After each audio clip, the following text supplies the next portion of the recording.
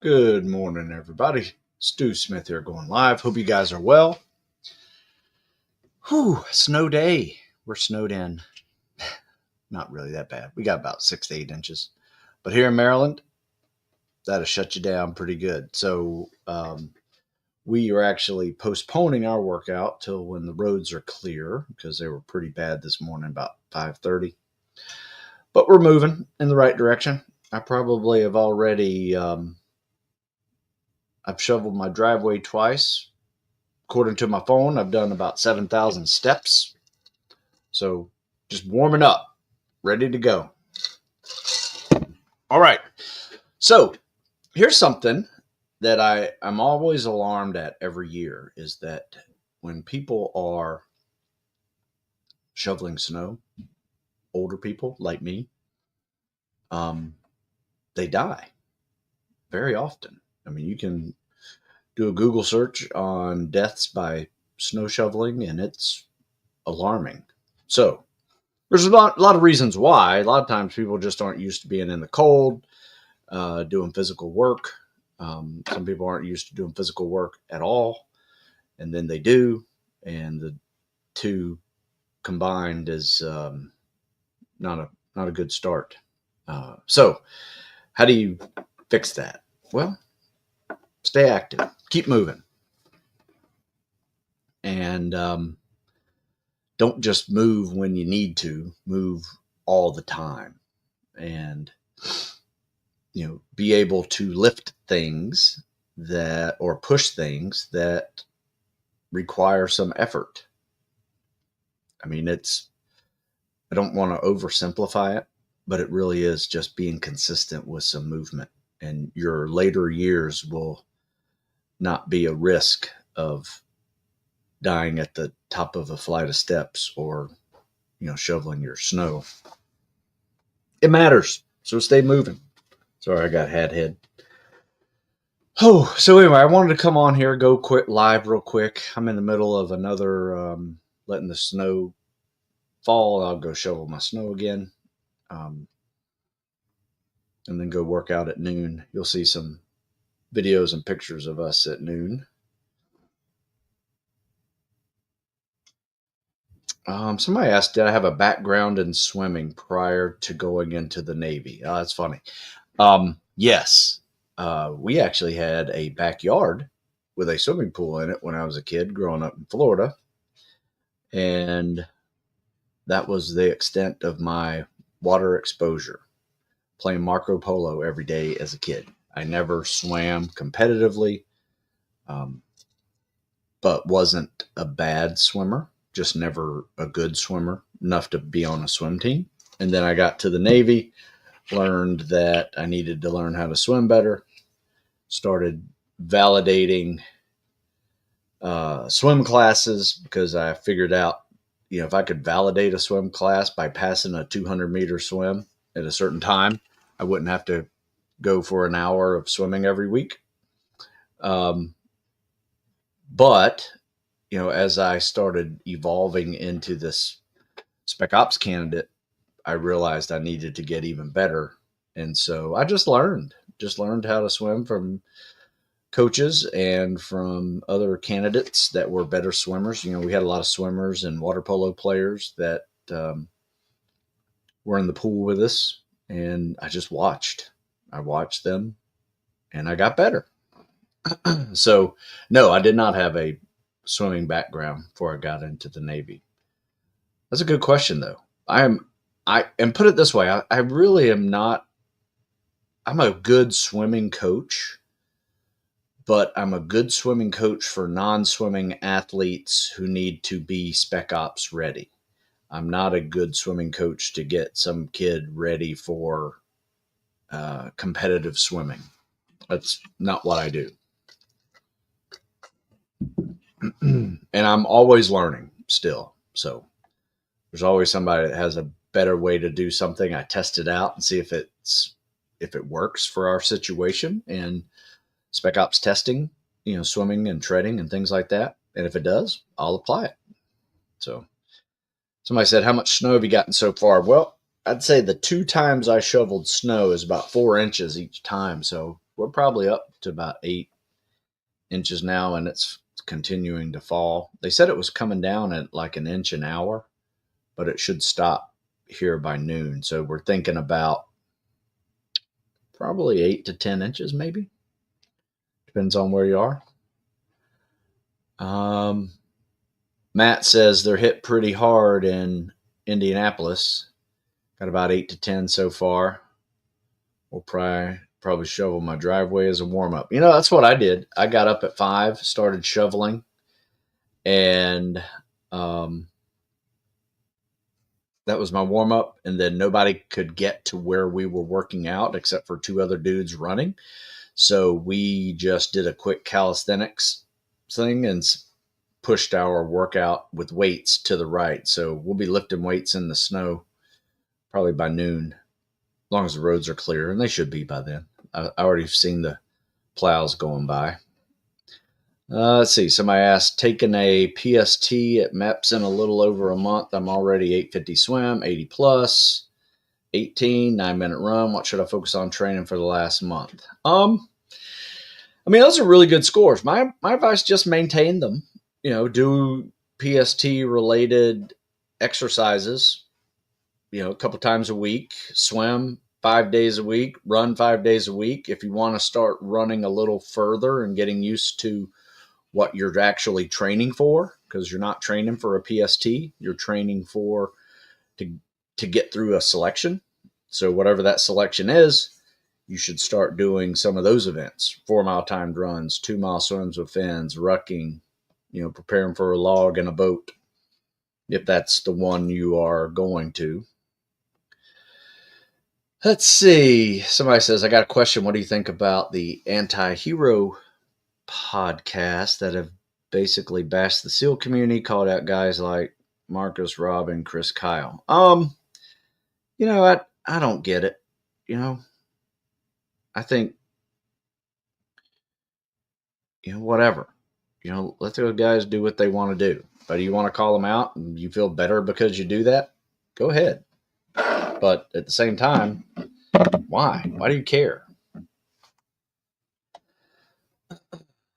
So, it is what it is. I'm not a fan of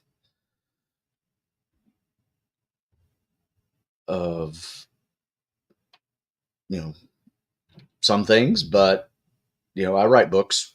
I write fitness books. Everything related to a fitness test for the military, law enforcement, firefighter. So I'm not going to knock anybody who writes other books. I know it's gotten a bad rap over the years, but my goal is to help people, not make $1 million in selling books, and I haven't. So, believe it or not many people buy hard fitness books. So, more people are buying this one than anything else in the last 3 months. Because it's an easy workout book that keeps people moving.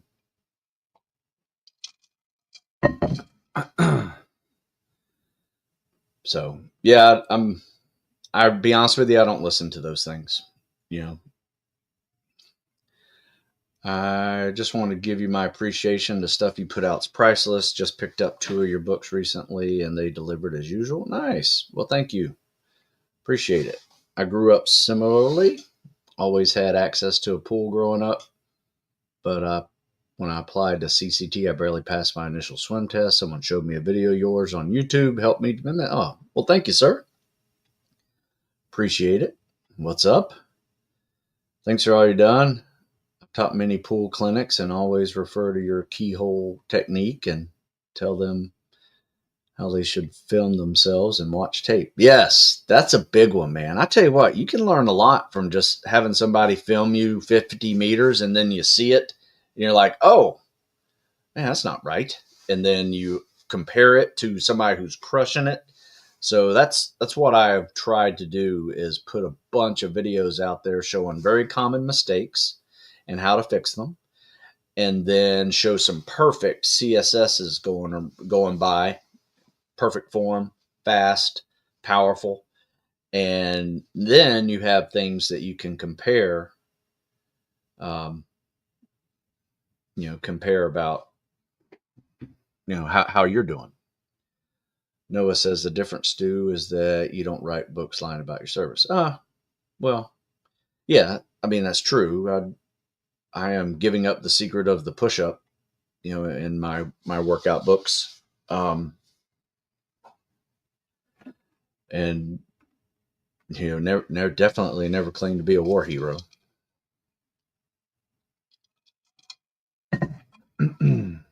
I still in the 90s. And back in my time of serving, I mean, you could spend 20 years and never see combat. There were just a few guys on each team that actually had seen something, over, in the 80s and early 90s. And then 9/11 happened, completely different world. That turned everything upside down for guys that were looking for, actually doing their job. Oh, let's see. You guys have any other questions going on? Tomorrow's going to be a CSS critique show. So if you do have CSS videos you want to send them to me. If it's a pretty common mistake or really good CSS that I can show off, I will do that for you and discuss what's going on. And we'll do some critiques. What made you get out of the Navy and would you join today? Yes, I'd absolutely join today. What I got out of the Navy, to be honest with you, I was in 4 years and got married. 3 more years, 7 years, had our first kid. And, there were some times when you're just away a lot. My first year engagement, I was gone 9 months, from my house. And in my first year of marriage, I was gone 9 months, did deployment in that time. And, it's hard. It's hard coming back and watching people see their kids for the first time that were born while you were gone, or kids that are scared to even see you because they don't remember you when you left. So it's a large sacrifice and a huge commitment. And I realized when I was turning 30 that I did not have it, did not have that level of commitment to stay in for longer. So, but I will say this, it was a great job in my 20s. I'm very proud I did it and would do it all over again. Have you noticed, I noticed you don't do heavy squats in your program. Is there a reason? No, we go heavy. I mean, depends on what program you're looking at. If you're looking at one of these in a winter lift cycle, you might see some heavy squats. We'll drop down to 3 rep maxes, a lot of 5 rep maxes, and we'll do a few 1 rep maxes just to see where we are. But it really depends. If you're weak, we'll do heavier weights. If you're already coming in strong, we're going to do more calisthenics and cardio. So it really kind of depends on the person. I've been lifting weights since I was 13 years old, and personally didn't need to get stronger. I needed to do everything else, mostly cardio related. But yeah, we do a lot of muscle stamina work too. Go join the Navy. Nice. And try to go through buds. Any tips? Let's say, yeah, there are no tips to getting through buds. It's just hard work and showing up every day, grinding through it. There's no secret sauce. Let's say you're a couch potato and you just got off the sofa for the first week in the gym. What's that going to look like? Treat yourself like a beginner. It's not going to look anything like a buds workout. It's going to be maybe walking. And if you're not overweight, jogging. If you're overweight, probably non-impact cardio activity, biking, rowing, elliptical, swimming. And then, start mixing in some resistance. Usually with beginners, I like to start off with either dumbbells and calisthenics mixed, kind of like a calisthenics and cardio base. Just kind of build that base first with some cardio. You want to help them lose some weight, burn some calories. And then after that, after 6, 8, 10 weeks maybe, depending on their strength levels, we can go into a strength cycle, put on some strength, try to maintain some of the cardio at the same time, keep losing weight, put on some muscle, burn some fat. So, there's books about that stuff. I'm not going to be able to answer that question in a couple of minutes on a live Q&A.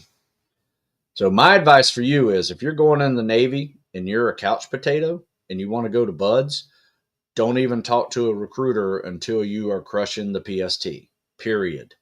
Otherwise, you're not going to have enough time to prepare to get to or through BUD/S. I can't tell you how many people I have seen that just graduate high school and go talk to a recruiter, and now they're on a delayed entry program, ship out 3 months later, and they just started training. It's not like that. You can't do that. That's why the attrition rate's so high. It's not because the course is super hard. It's hard, but it's not because it's impossible. It's impossible if you give yourself 2 to 3 months to prepare. Absolutely impossible. Got to put in the time. How long have you been training people, and why did you decide you wanted to train others? Good question. I've been training people since the 90s. And when I got out in 99, I continued to do so. Of all levels, too. Mostly tactical people, military, law enforcement, firefighter, but also a lot of people just needed to lose 80 pounds. And I took on those people because I enjoyed it. Like one of my best stories is this priest, 52 years old, 80 pounds overweight, and, he wanted to be a Navy chaplain, right? Hardly a pipe hitter, but he wanted to serve in some way. And I was like, let's do this. And, yeah, it was a great experience. He did it. He served, wound up serving 15 years, I think, almost, working primarily with Marines. It's a Father Hogue story. He's still here in Annapolis, so get to see him every now and then. But he's one of the reasons why I kind of found this path. It was almost inspired by him.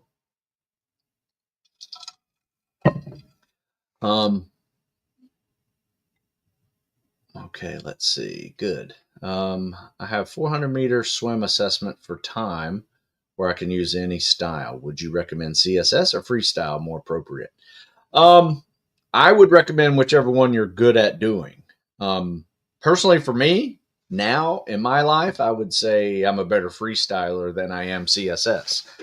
Or I should say faster, right? It used to be my CSS was faster than my freestyle. Now, after 20 years of being out, doing a lot of freestyle, I'm much better at freestyle and can do a consistent 730, 500 with freestyle. And I'm usually about 8 minutes with a CSS. So it's a little bit faster. So it's kind of up to you on that one. Let's see. Jeff says, I get the impression that you joined for the sake of fitness challenges rather than the combat missions. Is that right? No. Why would you get that impression? I joined like everybody else, wanting to serve. We just happened to be in peacetime when I did, and we were still in peacetime when I got out.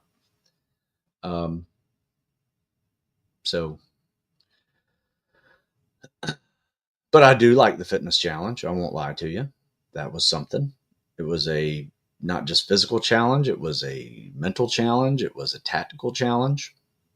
It was a challenge altogether. Why would you recommend any of your programs or would you recommend any of your programs if you're an in-season athlete, depending on the sport, of course? No, I wouldn't. My advice would maybe get a program. But the problem with it, when you're in season, the last thing I would want to do is ruin your season, right? Or make you overtrained or injured because you're just overdoing it. So, what I usually have people do, let's say you're a wrestler and you're in season. Something I like to tell them is, look, you're getting plenty of physical activity. You're running, you're PTing, tough, physical training, tough competitions, losing weight, all that stuff goes into it. That's a lot of stress. My advice is find something that you can work on that you need to work on. Most wrestlers need to work on swimming. So after a wrestling practice, when you're hot and sweaty and everything, go practice treading and swim a little bit. Work on some technique, and it's all technique based. So for me, it really, one, depends on the sport, and two, depends on your strengths and weaknesses and what you're preparing for. So you can, but just take bits and pieces of it and work on techniques that will make you better when you're in the off season. You can train a little harder on it. All is well. Yes. Let's see. No question. Just Happy New Year. Thanks for your great work. Oh, thank you, sir. Don't do snow. I'm from Oklahoma. Like that blazing heat. Yeah. All right. Let's see. What's your favorite part about the job? Um, I'd say the people. I never once felt like I was the smartest or the fittest person in any room that I was in. I mean, there was always somebody smarter, had more experience, um, knew how to do anything. Um, and I was always one to be honored to be in that room, but also did everything I could to learn whatever that specialty was that guy had, whether it was breaking into a house or jump starting a car, or not jump starting hot wiring a car, um, picking locks, all that stuff. So, shooting, patrolling, getting cover, skills like that were very important, obviously, in your job. So yeah, learning from people that are there, that was probably my best part of it. And if one guy has gynecomastia,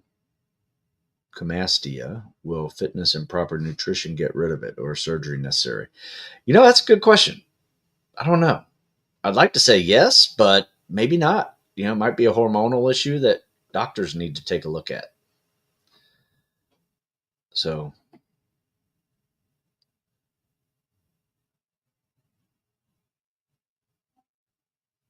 okay. So we've got a question. Jared says, what workout do you recommend for someone who doesn't like the cold, but has a gym that isn't climate controlled? Um, well, here's the deal. If you're preparing to go into any tactical job, you need to start getting used to all types of weather, because depending on where you live and where you deploy, it could be hot as Hades. It could be cold as ice. So, um, yeah, that's why we work out outside. We used to not always work out outside. COVID kind of forced us one year to do a winter lift cycle outside.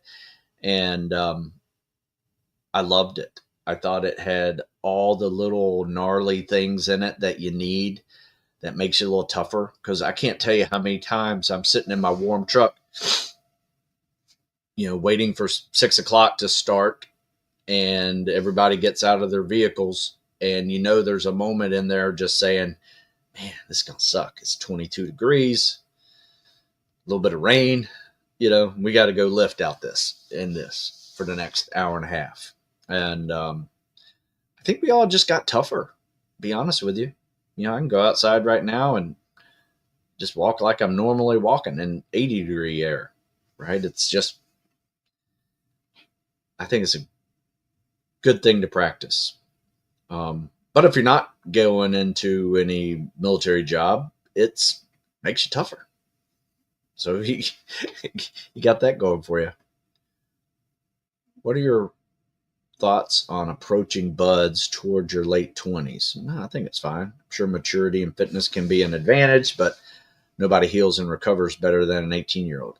Yeah, that's true, but 18-year-olds have plenty of negatives in their back pocket too. I mean, in fact, I would rather see a 26, 27-year-old than an 18-year-old at buds any day. You know, I was 22 when I went through, graduated at 23. That was perfect for me. 18, I wouldn't have been able to do it. One, I didn't know what fitness really was other than powerlifting and sprinting. So had I left right out of high school, that would not have been a good idea. Luckily, I had 4 years of college, bunch of mentors along the way that really helped. But if you're a little bit older, you know, I can look back in my late 20s and early 30s, and those are some of my best fitness scores I've ever had. So I was stronger than in my teens. I was faster than in my teens. Yeah, recovery is something you need, but you know, nobody's fully recovered at buds anyway. Just the way it is. Morning, Leif says, just wanted to point out that your 50 plus workout is no joke. Imagine 99% of the population can't do the advanced workout. I'm very impressed. Very impressive that you do that. No problem. Well, thank you. Yeah, that advanced section is what I did last year. And, you know, I'd like to think I'm advanced, though I will tell you there are people that are much more advanced than I am out there competing in Lord knows what, you know, any type of Spartan races and long distance runs and powerlifting tournaments and things like that. You know, I'm just trying to be good at everything, not particularly great at one thing. Let's see, for the PST prep ebook, can we do a day workout throughout the day? Work makes it tough to get to the end. Yeah, in one session. Yeah, absolutely. Break it up. Yeah, break up the column. The goal is try to get that column done in a day. We rarely do it all in one session anymore, just because our pool is pool times are conflicting. So we actually do all the land stuff in the morning, do all the pool stuff in the afternoon. Doing a PST for real this week. Any tips? Yeah, I want you to Google the term PST clinic and my name, and you're going to find this article. It's a really good article. Just kind of helps you understand what the Navy SEAL PST clinic, build a strategy, ace the PST. Yeah, if you see that link there, that's the title of that article. So I'll put it over here on Instagram and YouTube as well. So if you are curious and this Instagram isn't up anymore later today, you can find all of these at my YouTube channel. So Stu Smith, Tactical Fitness. You can find it over there. Let's see. Depending on your age. Okay, somebody else answering a question. Philosophy while undergoing rehab after an injury. Steps to get SEAL fit. Well, I'll tell you, I was injured third phase, and I just listened so hard to what the physical therapist said. I did every physical therapy workout. I started doing biking instead of running because I hurt my knee in third phase. And I did a whole lot of workouts with the bike. Came up with some great ones, little pyramid workouts, 5-minute fitness tests. I would see how many calories I could burn in 28 minutes because that was the 4-mile timed run that I needed to be able to pass to finish the rest of buds. And that was my goal time. I wound up getting my first 4-mile time run I did after that rehab. I did a 26:30, which was faster than before I was injured. So you can come back stronger when you're injured. You just got to be smart about it, not overdo it. Do more biking than running, especially if you hurt yourself running. And listen to the physical therapist. They're here to help you. All right. Let's see. How can I sign up for exposure events that you've been talking about? I will have more information about that. We're not going to do any of those things in the winter around here anyway, but I'm sure if you looked in the SEALSWIC web pages, their assessment teams, they may have some things posted up. You do have to be in the delayed entry program, I think, to be able to attend those. I think. I'm not sure. So don't hold me on that one. I'm going to find out some more information on it, but we're probably going to do one here in April with the Navy. So it's not something that we're making money off of. It's just an event that the Navy is doing, and I'm going to help them fill it with people that are wanting to be recruited. Let's see. Any tips for not plowing through the surface as much when going for breath? Dropped 500 times from 1230 to 833, doing 50-50s. Nice. Those 50-50s work, man. Yeah, man. 50 meters free, 50 meters CSS. I've seen people drop from 12 to 8 quite frequently. So 1230, 830, you're right on track. My advice is you're at 830. I wouldn't sweat it too much, to be honest with you. That's a really good score. The only thing that I would do, and the way I teach it, is when you're gliding, try to roll over a little bit to get this shoulder up out of the water, because sometimes it's almost like that shoulder's just gliding through the water when you're on your side. So just dip over a little bit, like a 45-degree angle, and just get fully underwater during the glides. Because if you're breaking the surface, like surface tension, I mean, there's a reason why submarines travel faster underwater than they do on the surface. It's physics. It's hydrodynamics. Yeah. So definitely how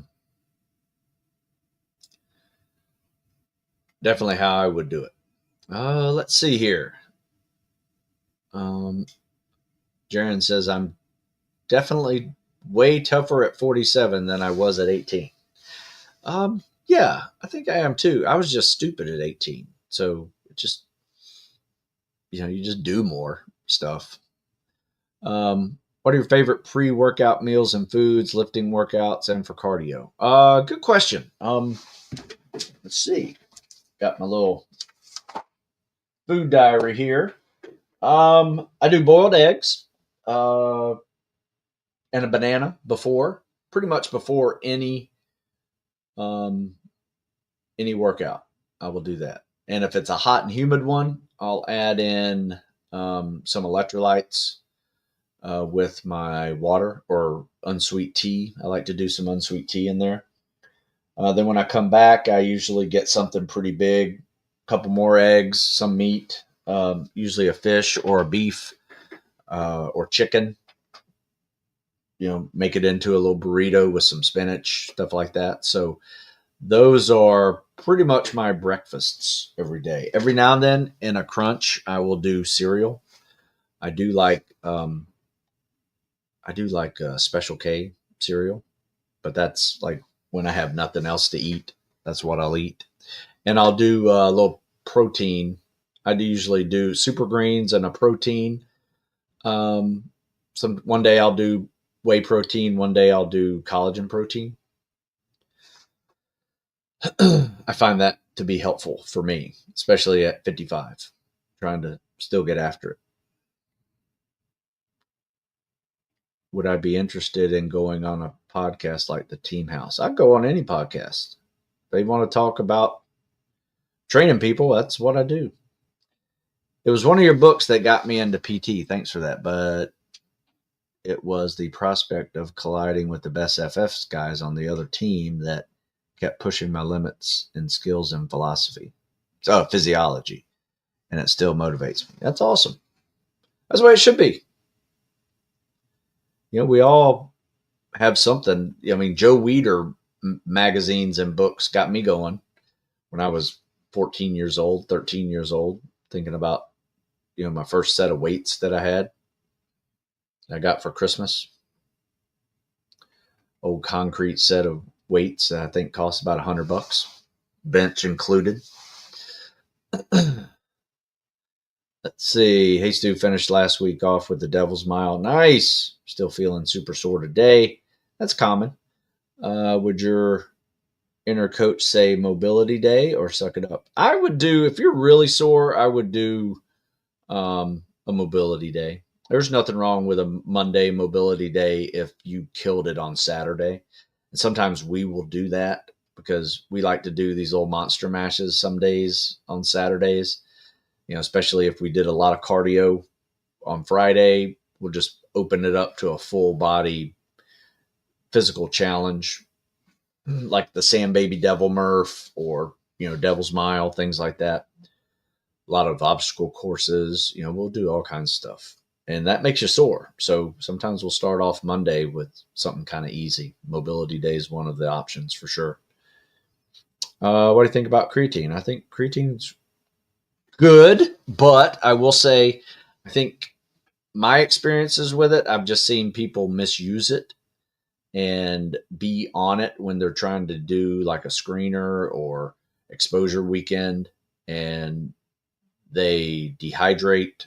They can't keep up with the demands of the water that is needed. And they wind up getting both legs cramping, their abs cramping. It's like a full body cramp.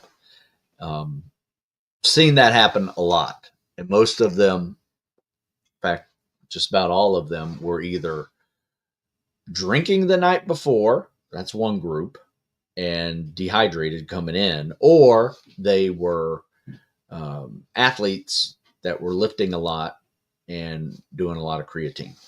Now, they have gotten a lot smarter since the 90s with how to use it and how to, dose it. I think they were overdosing it whenever I was experiencing these spec ops failures.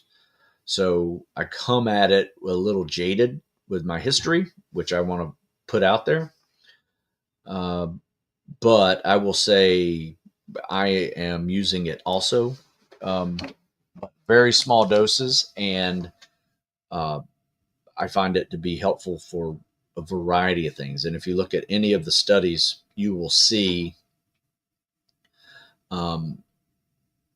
the benefits are enormous.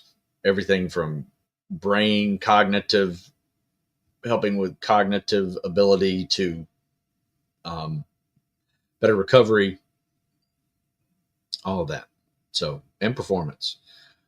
What's your opinion on someone going to buds at 19? I'm 18 right now, taking a gap year to prep. I still think it's too young.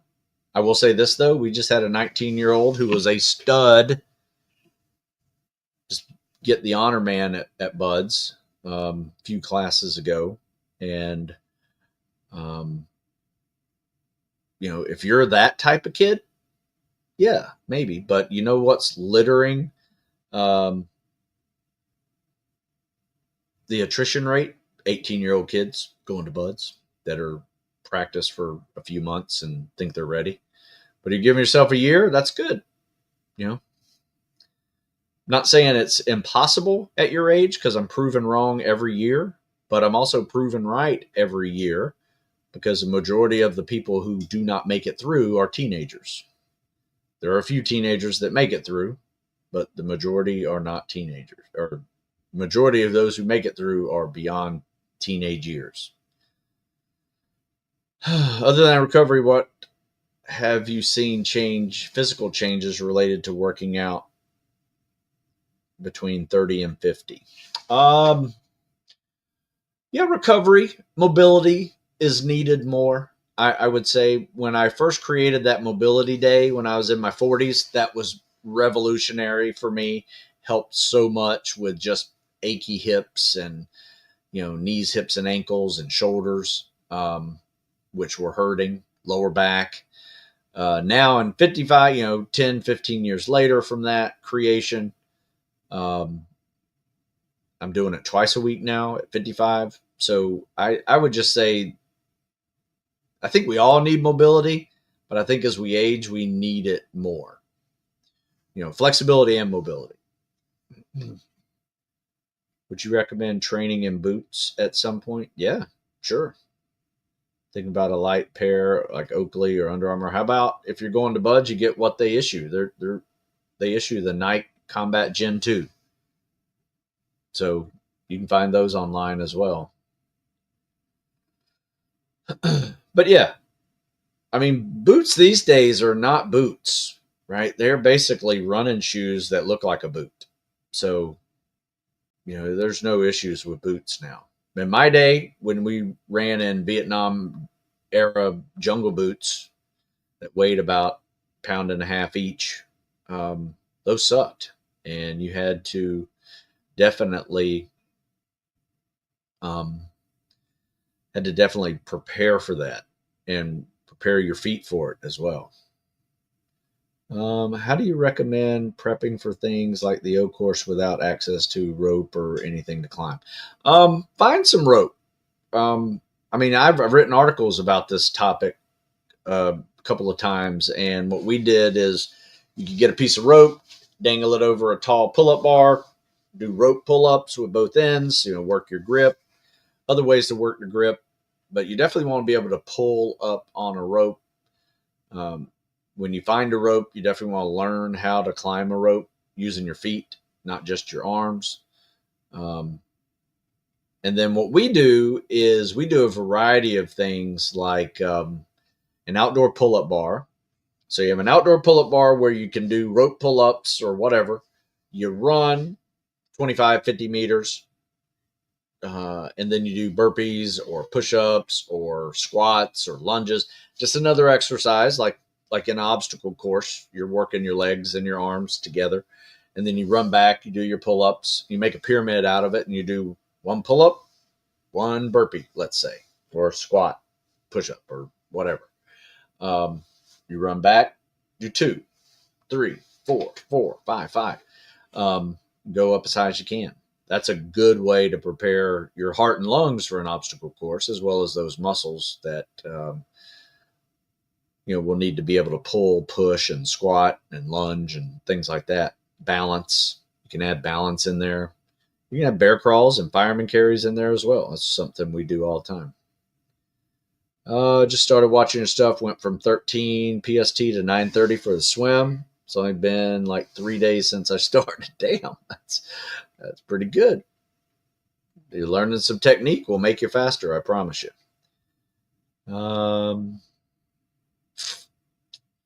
Let's see. I guess that's about it.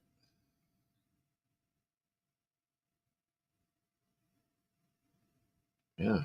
Well, I didn't want to slack off and not do a live Q&A. I do get ideas from this, by the way, so I appreciate some of these ideas that I may write in an article coming up on Wednesday. But tomorrow I'll be back about the same time, 9 o'clock-ish, and we will do a CSS critique show, as well as take some live questions. So if you forgot what you were going to ask, you didn't have enough time to ask, I apologize. You can either email me, stu@stewsmith.com, or come back tomorrow. We'll do the same thing. If you haven't been over to stewsmithfitness.com, check it out. A ton of stuff over there. And you guys that stuck around this long, I appreciate it. Go check out stewsmithfitness.com. There's a coupon code you can use called LIVE15 or LIVE15. Save you 15% on programs over there. So also check out the TikTok page if you haven't. It's StewSmith50, same as my Instagram page. Nothing but CSS critiques over there. So you can see it. It's at StewSmith50. So, all right, guys, I got to go. I hope you guys have a good day. I'm going to get back to shoveling some snow and have some fun. We'll see you.